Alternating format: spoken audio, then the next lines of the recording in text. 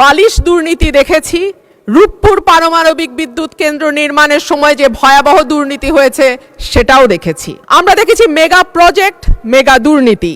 দুদককে শক্তিশালী করা হলে কেন সরকারগুলো ভয় পায় কিছু কিছু আমরা বুঝি। মাননীয় স্পিকার, আমি এই দুর্নীতি নিয়ে কথা বলতে গিয়ে সার্চ করে দেখছিলাম গুগল কি বলে, বাংলাদেশের দুর্নীতিতে টপ মোস্ট পেশা দুটো কোনটা। দেখলাম 1 নম্বরে আছে রাজনীতিবিদদের নাম, 2 নম্বরে আছে আমলাদের নাম। কোন রাজনীতিবিদ যখন পেশা হিসেবে লেখেন রাজনীতি, তখন আমি সঙ্গত কারণেই খুব অবাক হই। রাজনীতিবিদরা বেতন পান বা রাজনীতি করলে পয়সা উৎপাদন হয়, এটা সম্ভবত বাংলাদেশের মতন দেশেই সম্ভব, যেই দেশটি 2005 সাল থেকে শুরু করে 2010 পর্যন্ত টানা 5 বছর দুর্নীতিতে চ্যাম্পিয়ন হয়েছিল।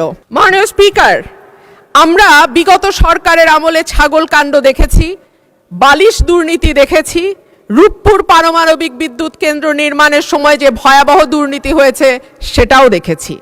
আমরা দেখেছি একজন পিয়ন কি করে 400 কোটি টাকার মালিক হয় এবং হেলিকপ্টার ছাড়া চলাফেরা করতে পারে না বলে তৎকালীন প্রধানমন্ত্রী নিজেই বলেছিলেন।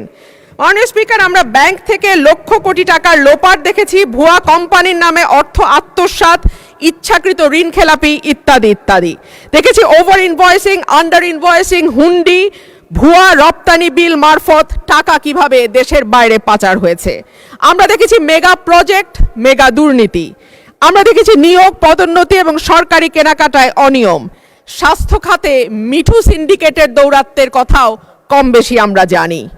আর সে কারণেই মাননীয় স্পিকার, আমাদের আশা ছিল যে 5ই অগস্টের পরে যখন নতুন বাংলাদেশের কথা হচ্ছে, তখন দুদককে নখদন্তহীন বাঘ থেকে আমরা একটা শক্তিশালী প্রতিষ্ঠানে পরিণত করতে পারবো। অন্তর্বর্তীকালীন সরকার প্রস্তাব দিয়েছিল, অধ্যাদেশ তৈরি করেছিল, দুর্নীতি দমন কমিশন সংশোধন অধ্যাদেশ 2025। মাননীয় স্পিকার, এই সরকার ক্ষমতায় আসার পর 100-র উপর অধ্যাদেশ আইনে পরিণত হয়েছে, কিন্তু দুর্নীতি দমন কমিশন সংশোধন অধ্যাদেশ আইন করা হয় নাই।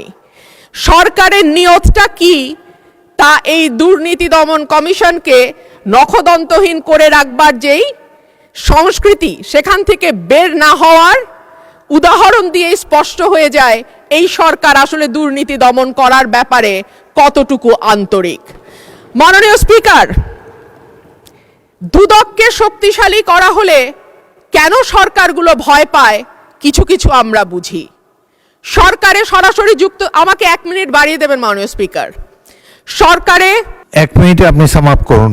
সরকারে সরাসরি যুক্ত থাকে রাজনীতিবিদরা এবং পরোক্ষভাবে যুক্ত থাকে আমলারা।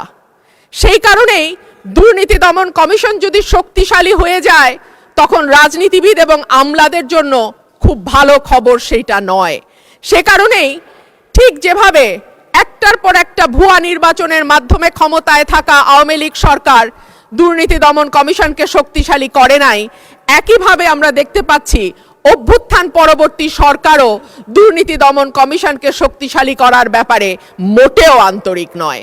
এমনকি দুর্নীতি দমন কমিশনের 3 জন সদস্য কারা কারা হবেন এটাও সরকার ঠিক করে দেবে।